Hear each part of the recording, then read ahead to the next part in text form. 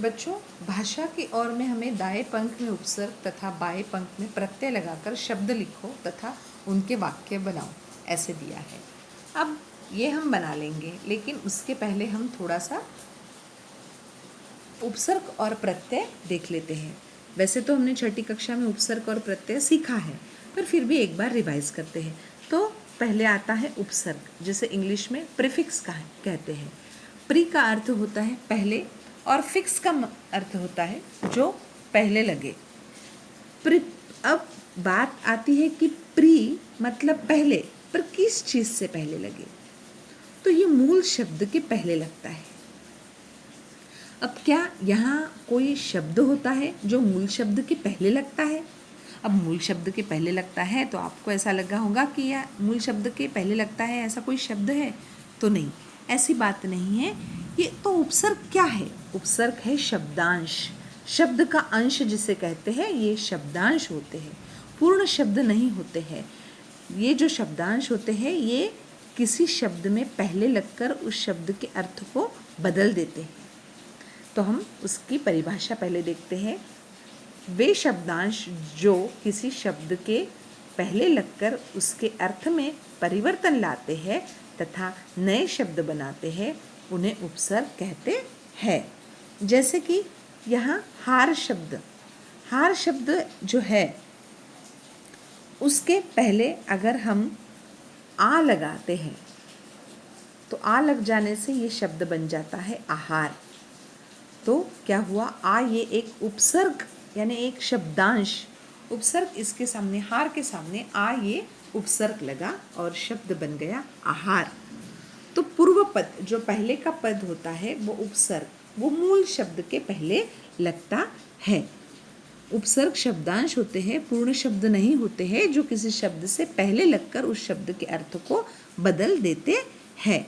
परिभाषा हमने देखी, वे शब्दांश जो किसी शब्द से पहले लगकर उसके अर्थ में परिवर्तन लाते हैं तथा नए शब्द बनाते हैं, उन्हें हम उपसर्ग कहते हैं। अब उपसर्ग के प्रकार देखते हैं। उपसर्ग के कितने प्रकार दिए हैं यहाँ? 5 प्रकार। संस्कृत के उपसर्ग, हिंदी के उपसर्ग, अरबी फारसी के उपसर्ग, संस्कृत के अव्यय जो उपसर्ग के रूप में प्रयोग किए जाते हैं, और अंग्रेजी भाषा के उपसर्ग। अब दूसरा जो है वो प्रत्यय। अब प्रत्यय को सफिक्स कहा जाता है। आप जानते हो कि प्रत्यय को सफिक्स कहते हैं। तो प्रत्यय क्या है? प्रत्यय भी शब्दांश होता है जो किसी शब्द के बाद में लग के एक नए शब्द की रचना करता है। शब्द के कहाँ लगते हैं? ये अंत में लगते हैं और नए शब्द की रचना करते हैं।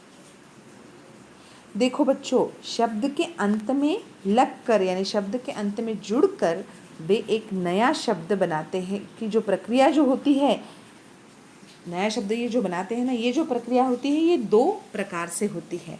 अब आपको इसमें प्रत्येक प्रकार भी थोड़े से मैं बताती हूँ कि जैसे कुछ तो ऐसे शब्दांश होते हैं जो क्रिया के धातु रूप यानी मुख्य रूप के अंत में जुड़ते हैं, और कुछ ऐसे होते हैं जो संज्ञा, सर्वनाम या विशेषण शब्द के अंत में जुड़कर नया शब्द बनाते हैं। ऐसे 2 प्रकार के होते हैं।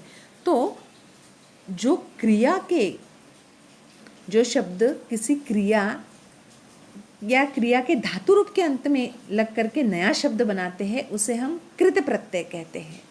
क्या कहते हैं? कृत प्रत्यय। क्रिया शब्द के अंत में जुड़कर जो शब्द बनता है उसे हम कृत प्रत्यय कहते हैं। यहाँ मैंने आपको परिभाषा लिख कर दी है। ऐसे शब्दांश जो किसी क्रिया या क्रिया के धातु रूप के अंत में लग करके नया शब्द बनाते हैं, उन शब्दांशों को कृत प्रत्यय कहते हैं। तो ऐसे शब्दांश जो किसी क्रिया या क्रिया के धातु रूप के अंत में लग करके नया शब्द बनाते हैं, उन शब्दांशों को यानी उन शब्दों के अंश को हम कृत प्रत्यय कहते हैं। न कि वो जो नया शब्द बना है उसे कृत प्रत्यय कहा जाएगा, बस वो क्रिया के मूल रूप के अंत में लगते हैं, है ना। जो शब्द है वो नहीं, बल्कि जो शब्दांश होते हैं उन्हें। तो दूसरे है तद्धित प्रत्यय। दूसरा कौन सा है? तद्धित प्रत्यय। तद्धित प्रत्यय की परिभाषा देखते हैं।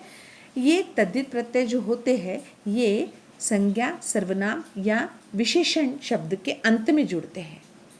तो ऐसे शब्दांश जो संज्ञा, सर्वनाम और विशेषण के अंत में जुड़कर नया शब्द बनाते हैं उन्हें हम तद्धित प्रत्यय कहते हैं। उन्हें क्या कहते हैं हम? तद्धित प्रत्यय कहते हैं।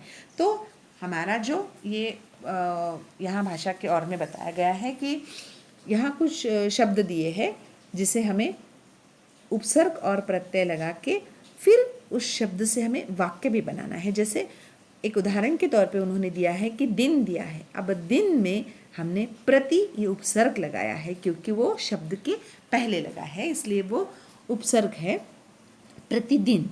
और दिन के बाद दिन भर, दिन के बाद भर लगा है, ये प्रत्यय लगा है। तो वाक्य बनता है मैं प्रतिदिन खेलता हूँ या खेलती हूँ, और दिन भर का होता है, दिन भर नहीं खेलना चाहिए। दूसरा जो है वो नम्र शब्द हमें यहाँ दिया है। इस नम्र शब्द को हमें उपसर्ग भी लगाना है और प्रत्यय भी लगाना है। तो इस नम्र शब्द को वि ये उपसर्ग लगा है, इसीलिए वो बना विनम्र, और नम्र शब्द को ता आ ये प्रत्यय लगा है, इसलिए ये नम्रता बन गया। और हमने यहाँ वाक्य बनाया है मेरा स्वभाव विनम्र है, या राम का स्वभाव विनम्र है। हमें नम्रता से बोलना चाहिए, हमें हमेशा कैसा बोलना चाहिए? नम्रता के साथ बोलना चाहिए। तीसरा जो है वो है डर शब्द यहाँ दिया है। तो इस डर शब्द में नी ये क्या दिया है? उपसर्ग शब्द के पहले लगा है, और डर पोक ये प्रत्यय यहाँ लगा है। और इससे वाक्य हमने बनाए हैं कि राम निडर है, खरगोश डरपोक है। उसके बाद है जल। जल ये शब्द दिया है जिसे उपसर्ग लगा है नीर लगा है, निर्जल। और मैं ये प्रत्यय लगा है। जल तो जल निर्जल और जलमय ये दो शब्द से बने हैं। तो वाक्य बनता है जल ही जीवन है और बारिश से नागपुर जलमय हो गया। उसके बाद साहस ये शब्द है जिसे दु ये उपसर्ग लगा है, से दुस्साहस बन गया। और साहसी प्रत्यय लगने के बाद ई प्रत्यय लगने के बाद ये साहसी बन गया। तो हर इंसान को, तो हमने यहाँ क्या बनाया है? चोर ने चोरी करने का दुस्साहस किया और कृष्णा साहसी बालक है। और सबसे अंत में सत्य शब्द दिया है जिसे अ उपसर्ग लगा है, और सत्यवान या सत्यता भी बोल सकते हैं हम। तो वाक्य बनता है असत्य बोलना पाप है और रमेश सत्यवान है। तो इस तरह हमने देखा कि इसमें उपसर्ग और प्रत्यय लगा के हमने ये शब्द बनाए और उस पर वाक्य लिखे। तो आपको इसी तरह आपकी कॉपी में कुछ शब्द ऐसे उपसर्ग और प्रत्यय लगा के शब्दों से वाक्य बनाकर आपको आपकी कॉपी में लिखने हैं। धन्यवाद।